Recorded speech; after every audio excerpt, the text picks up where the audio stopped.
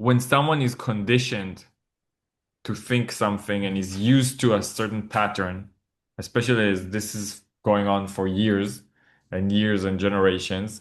So when you hear something new, immediately you object, but it's connected to how much it's really connected to intelligence, first of all, like how much do you enjoy hearing something new?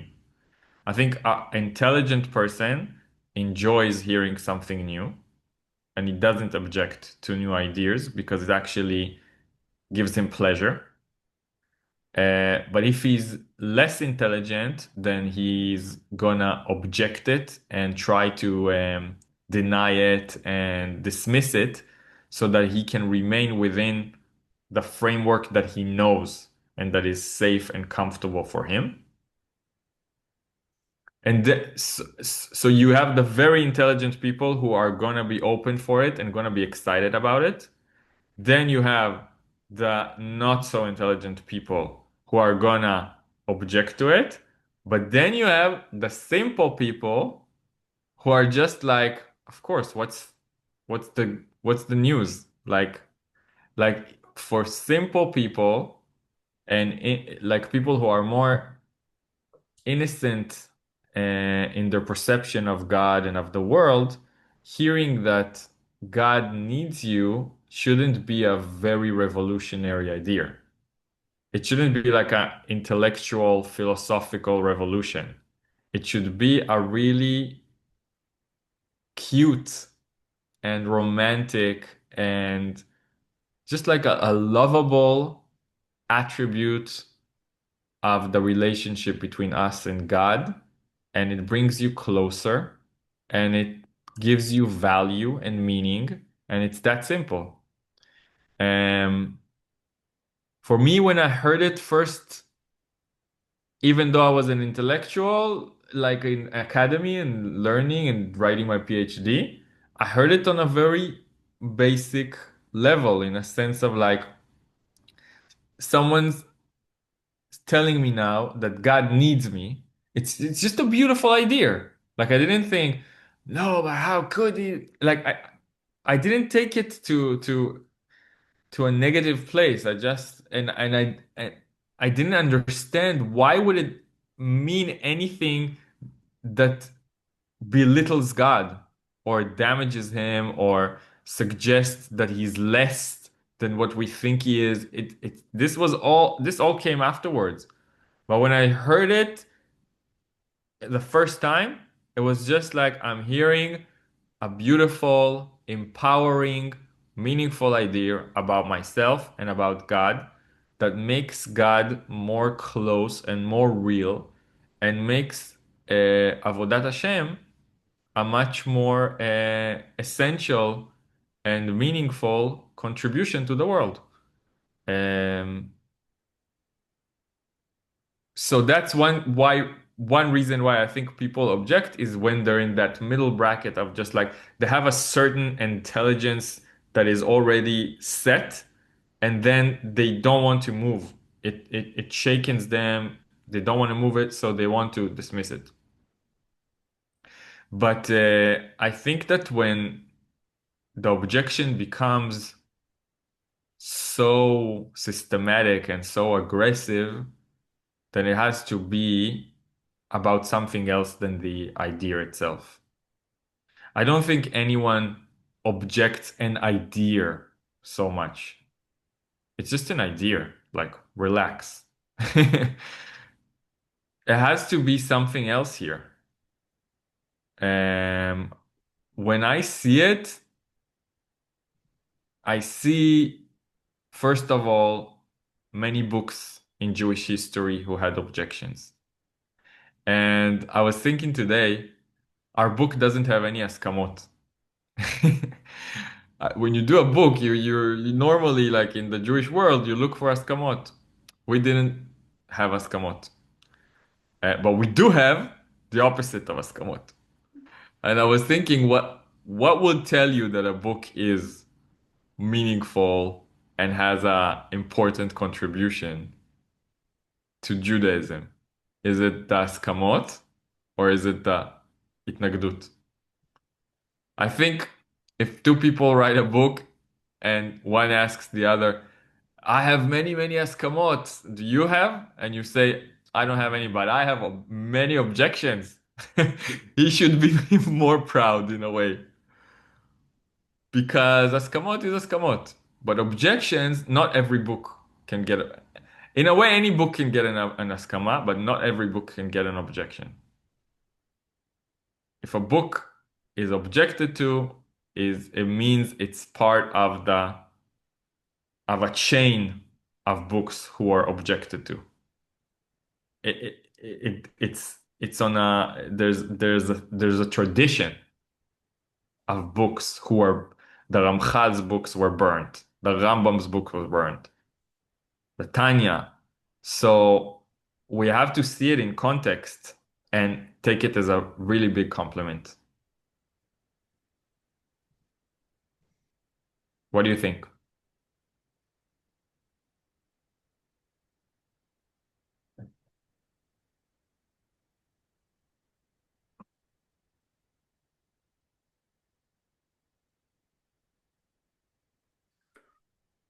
If you're asking why Lubavitchers are having a hard time, um, Elad's explanation fits perfectly. Lubavitchers work all their yeshiva years to develop an understanding of the Eibishter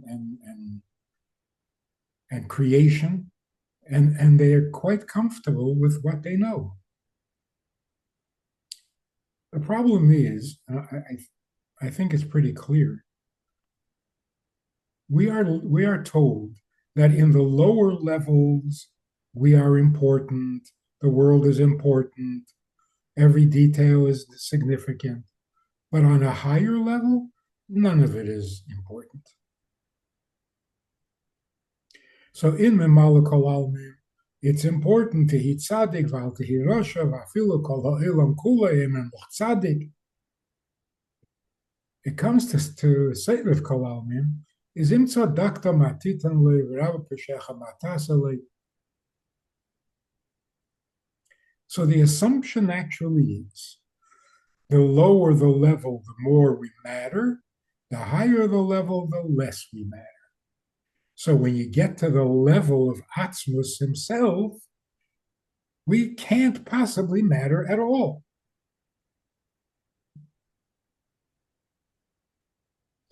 That I think is the mistake is Atzmus is not another ladder, another level on the ladder. Atzmus is not another madrigi. So the question is really it boils down to: is Atzmus nothing, or is Atzmus everything? That's the question. Why would anyone in the world think that the Eibishter himself is nothing? The whole controversy started mainly in Lubavitch because we deal with these questions with Kedem Atzimtzum and all of these subjects. This is our Torah. This is our familiar turf. So the question and the controversy was: does Torah and mitzvahs or Yidden reach into Atzmus? That was the question. Of course, it's Rotzen Elyon. Of course, it's before Maisa Bereshis. Of course, it's higher than Atzilus. Of course. But Atzmus itself, no. Okay, that was the debate. When it reached the street, when it reached the yeshiva world, the question is not, is it Negeya and Atzmus? The question is it Negeya at all? And the answer is no. In the yeshiva world, they're not talking about the difference between Kedem Atzimtzum after the Tzimtzum Atzmus versus Giluyim. They're simply saying that Eibishter doesn't care, which means that Torah is not endless. This is not a question of whether it reaches Atzmos anymore. It's a question whether there's any Torah at all. And we've heard this from people. The reason you need to do Torah and mitzvahs is because that's how the system works. The system. There's no Eibishter at all. There's a system. The Eibishter told us about it, but there's a system that makes it wrong to do this and right to do that. And if you follow the system, you're successful. It has mamish nothing to do with the Eibishter. Here's the problem. Is God's arm a metaphor? We're not hearing what they're saying. The question is not God's arm. The question is God himself. Is God himself a metaphor? Worse, is God himself simply a concept that we use to motivate people to do mitzvahs?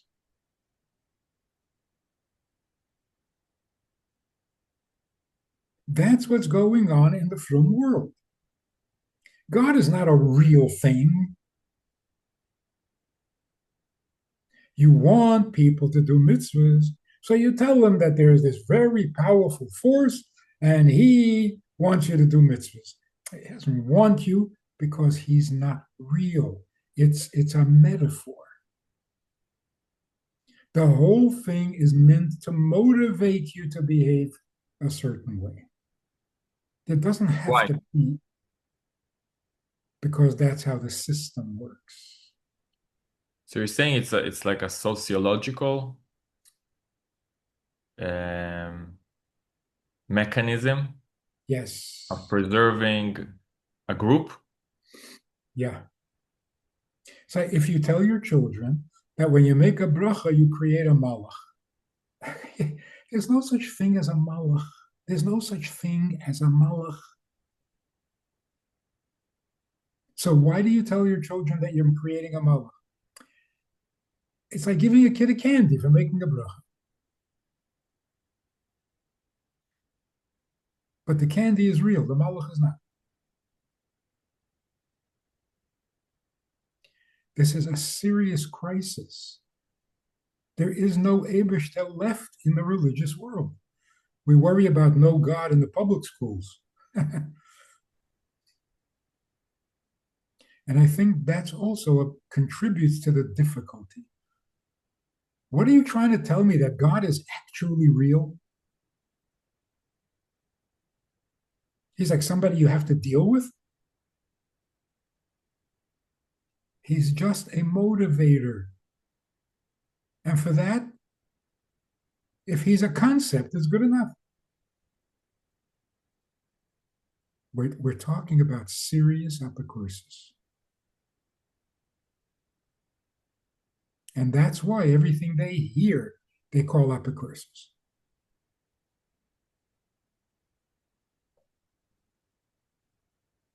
You agree with me, or is that going too far? But but I have If look, if everything about God is not real, then he's not real. So so what is he? Oh, we don't know. He's unknowable.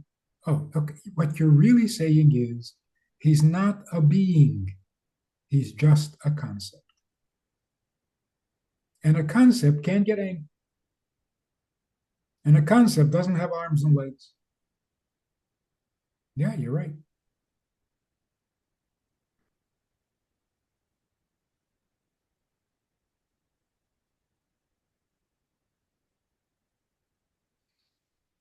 So What are you what saying? happens if this concept falls apart? What is so scary? If it's not real, why not liberate everyone? What That's what, that's what what are they preserving? That's what they're doing. They're liberating everyone. Don't worry about the Eberstedt. He doesn't care. No, but they're still leading a very strict, committed lifestyle. Because that's what gets you to heaven. So heaven is real. God is not real, but heaven is. Yeah. Heaven means a very good existence. So you mean here? Here, there, everywhere.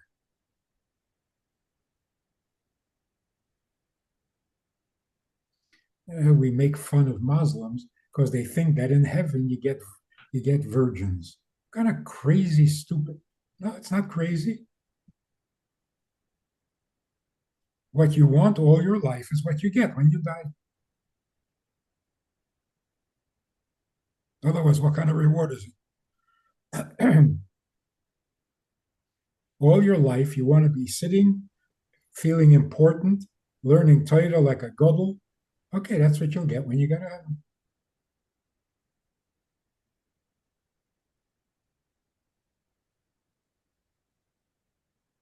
That's how the system works.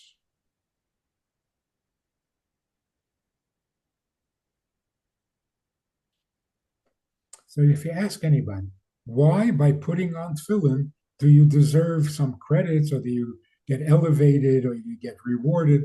Why? What is tefillin? Tefillin is nothing.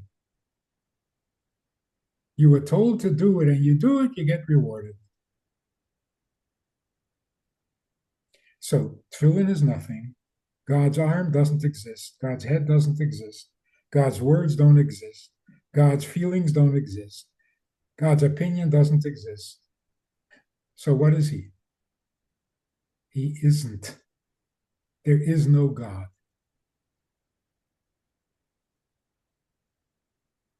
That's the real crisis.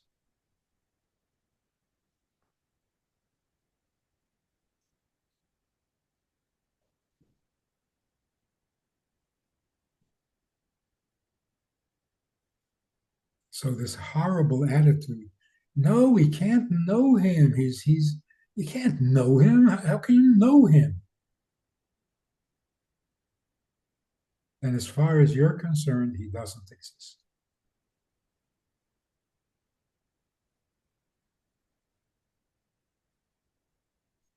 And then did he really create the world in 6 days? No. Did he really create the world at all? Not important.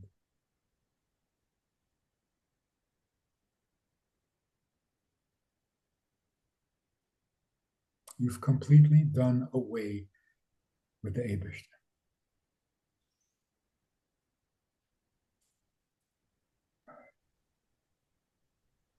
Can we tell the world that this is what Jews are thinking?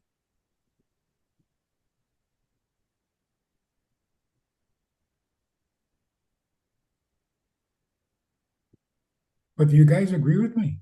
It's no. We started off with a question of whether mitzvahs are negeya in atzmus. Now we're down to a conversation whether the mitzvah has any reality whatsoever. Does God have any reality whatsoever? And the answer is no. If the Eberstedt didn't need to create anything, why did he create us? Why are you so verblunget? He didn't create us. We are a chelik elaka mimal. He doesn't need his own chelik. Why? Because it says that he doesn't need mountains and rivers. It's so aggravating. Even more, he consulted with us whether he should create mountains and rivers. Yeah? So it's not like he created us in the sixth day after he created the mountains and rivers. It's not the literal meaning. He And asked us whether he should, right. because all those things we could have said, you know what, don't do it. And then he would say, fine, because he doesn't need it. There's no real reason to do it. It's only because So, us so when did he create the Torah? never. So he doesn't need Torah because he didn't need to create anything. It's just a nonsense statement.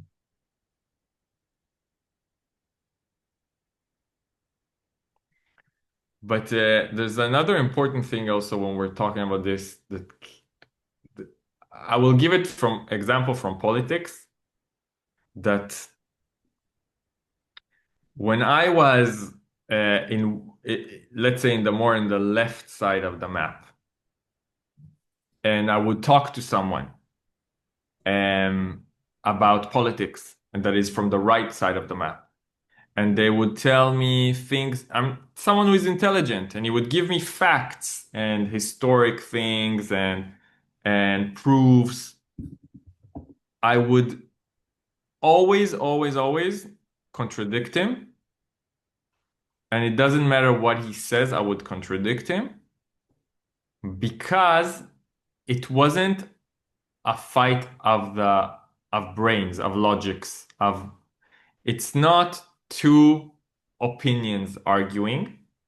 It's two different set of wills. So I don't want him to be right. Why? Personal issues. Because if he's right, then I need to uh, I have to change my opinions. I have to change my identity. I won't be accepted in the places I was accepted to. It's too much. So it's not whether he's right or wrong. It's about whether I want him to be right or wrong. And I remember that at one point in my life, I realized that it's more fun to be on the other side because I was meeting a lot of people and I saw that there are just happier people. And that's when I started reading the books that come from the right side, they would make sense to me. Only then. And I enjoyed reading them. So when you see this comment, this footnote that you just shared, if you want this footnote to tell you that God doesn't need you, that's how you read it. And it doesn't matter how I'm going to prove it to you. And when I look at this footnote, I wanted to say that God needs me. Because I think it's a much more beautiful, romantic, meaningful. I just think so. What I'm saying is, everyone should ask themselves what would they want the answer to be and why. If you want the answer to be God doesn't need me, which is what's leading how you're reading Likutei Torah, how you're reading Tanya, how you're reading the Rebbe, your mind is controlled by this will that you want to discover at the end that God doesn't need you. Ask yourself why. Why is that what you want? Yeah. That's it. That's why the first Talmud Chacham that I had this conversation with, I asked him, whether I'm right or wrong, which would you prefer, that God needs you and he's not so perfect, or that he's perfect and he doesn't need you? He said, I prefer God should be perfect. I said, why? Why? Why? You're his lawyer. Why? Why did he answer? He said, because if he's not perfect, I won't worship him. Mm, I that's said, it. but if he is perfect, you can't worship him because you can do nothing for him.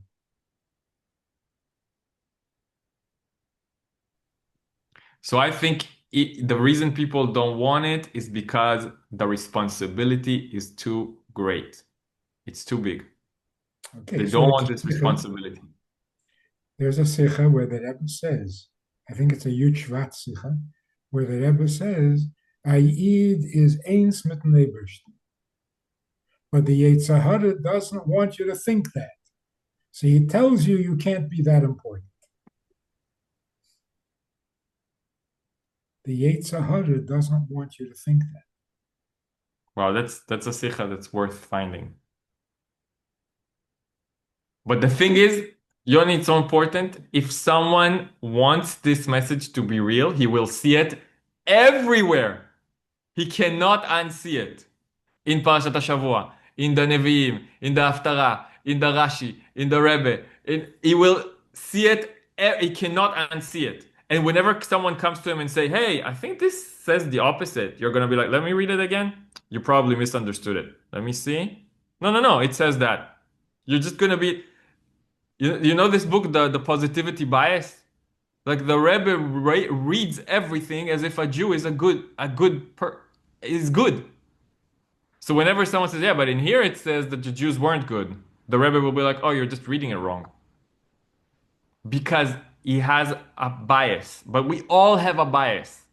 We just need to face it and ask ourselves, what is my bias and why? So, Am I biased that every Jew is essentially good? Am I biased that the end of creation is gonna be good, that Mashiach is coming? Am I biased that a tzaddik always does what a tzaddik does?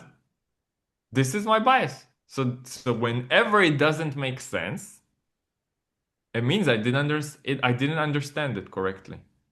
yeah.